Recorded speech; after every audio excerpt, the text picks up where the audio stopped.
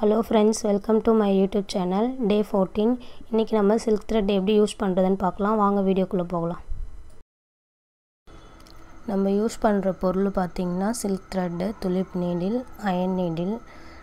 thread வந்து silk thread வந்து எப்பவுமே double thread தான் யூஸ் பண்ணோம். needle எப்படி பார்த்து வாங்கணும்னு பாருங்க.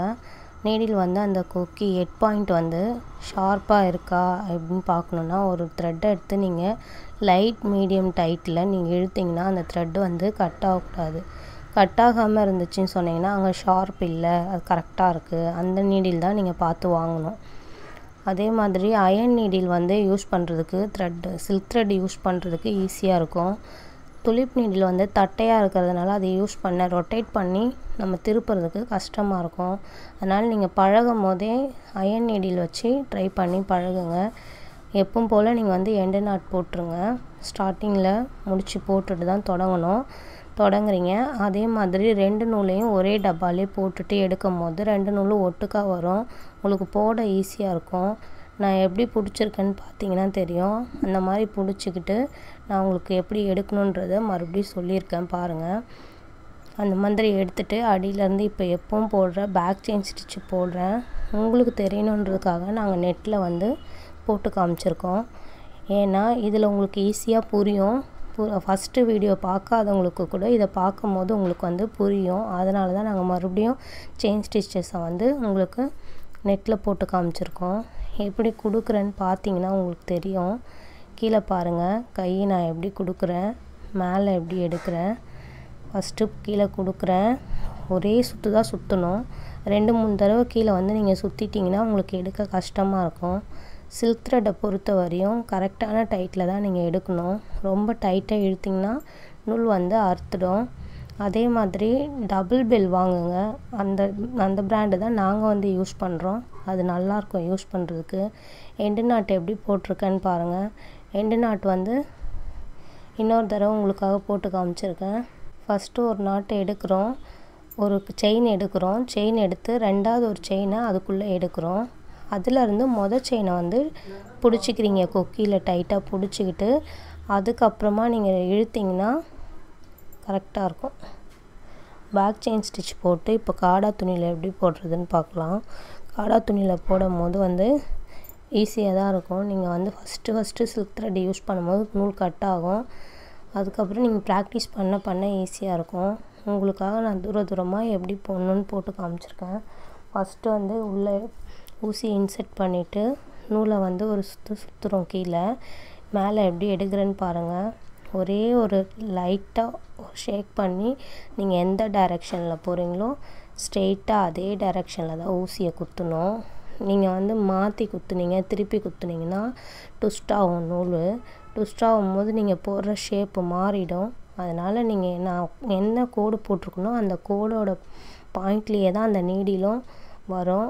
பாத்தீங்கன்னா உங்களுக்கே புரியும் எப்படி போட்டுருக்கேன்னு. எண்ட் நாட் போடும்போது பாருங்க. எண்ட் நாட் வந்து ஒரு தடவை நாங்க நிறுத்தி தான் உங்களுக்கு காமிக்கிறோம். எப்படி போட்டுருக்கேன் பாருங்க. ஃபர்ஸ்ட் ஒன்னு செயின் எடுக்கிறேன், செகண்ட் செயின் போடுறேன். நாங்க வேகமா உங்களுக்கு கீழ ஆப்போசிட் டைரக்ஷன் ஒரு சிஸ்டர் கேட்டிருந்தீங்க. அதனால நான் ஆப்போசிட் டைரக்ஷன் எப்படி போட்டுருக்கேன்னு பாருங்க. ஆப்போசிட் டைரக்ஷனுக்கு எப்பவும் போல பேக் செயின் ஸ்டிட்ச் போட்டு தான் ஸ்டார்ட் பண்றோம். ஸ்டார்ட் பண்ணிட்டு அந்த லைன் அதுக்கு ஆப்போசிட் லைன்ல எப்படி நம்ம எந்த டைரக்ஷனை பார்த்து போகணும்னு நினைக்கிறோமோ நீடிலும் அதை பார்த்த மாதிரி தான் போகணும். இல்லன்னு சொன்னா அது வந்து கரெக்ட்டா வராது. நூல் வந்து முறுக்கி நீங்க போடுற செயின் வந்து ட்விஸ்ட் ஆகும். அதனால அந்த மாதிரி போடக்கூடாது. அதே மாதிரி நீங்க ஒரு ஊசி குடுக்கும்போது நீங்க ஒரு 1/4 இன்ச் அளவுல நீங்க போடுறீங்க அப்படினா அந்த 1/4 இன்ச் அளவுல தான் நீங்க ஊசியையும் கரெக்ட்டா இன்சர்ட் பண்ணி போடணும். அப்படி இல்லன்னு சொன்னீங்கன்னா நீங்க 1/4 இன்ச் எடுக்குறீங்க. ஆனா ஊசி வந்து தள்ளி குத்துறீங்க அப்படினு சொன்னீங்கன்னா அந்த இடம் வந்து துணி வந்து சுருக்கம் வர ஆரம்பிச்சிரும். அதனால நீங்க எங்க போடணும்னு நினைக்கிறீங்களோ அந்த அளவுக்கே நூலும் இருக்கணும். அதே இடத்துலயே நீங்க வந்து ஊசியை போடணும். அதையும் பார்த்துக்கோங்க. இப்போ நான் உங்களுக்கு ஆப்போசிட் டைரக்ஷன்ல போட்டதுல இப்போ திருப்பி அதுக்கு ஆப்போசிட்ல 2 லைனா எப்படி போடணும்னு போட்டுருக்கேன். எப்படி திருப்பணும் அப்படின்னு அங்க ஒரு குட்டி செயின் போட்டு நான் திருப்பியிருக்கேன். திருப்பிட்டு ஆப்போசிட் போட்டுருக்கேன். அதே போல நீங்கள் வந்து சில்க் த்ரெட் யூஸ் பண்ணும்போது துணி சுருங்கும் ஸ்டார்டிங்கில். நீங்கள் டைட்டாக நூலை பிடிச்சி டைட்டாக இழுத்துட்டிங்க அப்படின்னா தான் அந்த சுருக்கம் வரும். நீங்கள் கரெக்டான டைட்டில் போடும் போது அந்த சுருக்கம் வந்து உங்களுக்கு வராது. இப்போ டபுள் லைன் போட்டிருக்கு, எண்டு நாட் போட்டு முடிச்சிட்டேன். இப்போ வந்து நம்ம கர்வ் லைன் எப்படி போடுறோன்னு பாருங்கள். எப்பயும் போடுற மாதிரி ஸ்டார்டிங்கில் பேக் செயின் ஸ்டிச் போட்டு தான் தொடங்குகிறோம். அங்கே வளைக்கிற இடத்துல எப்படி வளைக்கிறோன்றதுக்காக தான் இந்த லைனை உங்களுக்கு நான் போட்டு காமிச்சிருக்கோம்.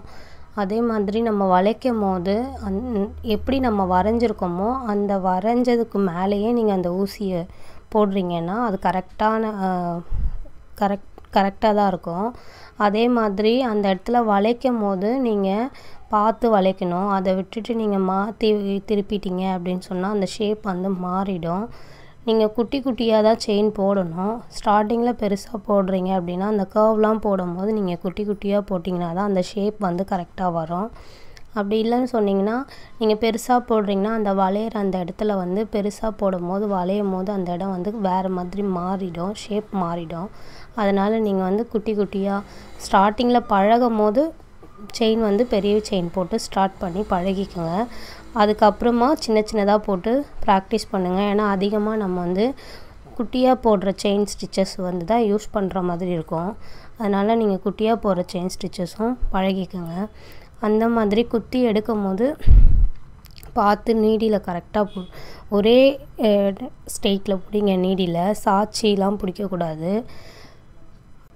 நீங்கள் சாய்ச்சி பிடிச்சிங்கன்னு சொன்னால் ஹோல்ஸ் வந்து பெருசாக வரும் அந்த துணியில். அதனால் சாய்ச்சி பிடிக்காமல் டைரக்ஷன் வந்து நேராக பார்த்த மாதிரி தான் குத்தணும். ஊசி வந்து ரொம்ப சாய்ச்சி வளைச்சிலாம் நீங்கள் இது பண்ணக்கூடாது. பண்ணிங்கன்னா கிளாத் வந்து டேமேஜ் ஆகும். ஊசி நாங்கள் எப்படி குத்தி போடுறோன்னு நீங்கள் பாருங்கள். அதே மாதிரி நீங்களும் ப்ராக்டிஸ் பண்ணுங்கள். நீடில் வாங்கும் போது 1க்கு 2 நீடிலாக வாங்கி 2 நீடில் பழக்கிக்குங்க.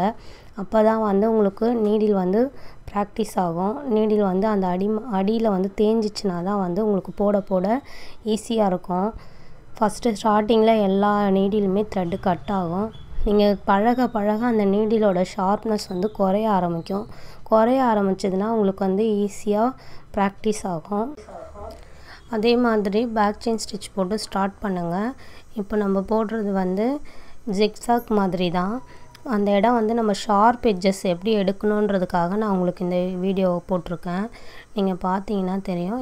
இப்போ நம்ம அந்த ஷார்ப் எட்ஜஸ் வந்து எப்படி எடுக்கிறேன்னு பாருங்கள். அந்த வி ஷேப் வர இடத்துல வந்து அதுக்கு ஆப்போசிட்டில் லைட்டாக பாருங்கள்.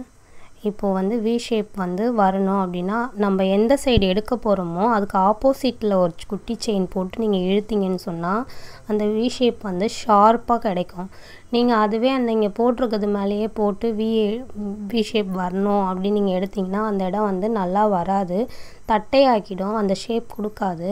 அதனால் நீங்கள் எங்கே போடணுன்னு நினைக்கிறீங்களோ அதோட ஆப்போசிட் டைரெக்ஷனில் நீங்கள் குத்தி திருப்பினீங்கன்னா உங்களுக்கு அந்த வி ஷேப் கிடைக்கும். இப்போ பாருங்கள் நான் எப்படி போடுறேன்னு.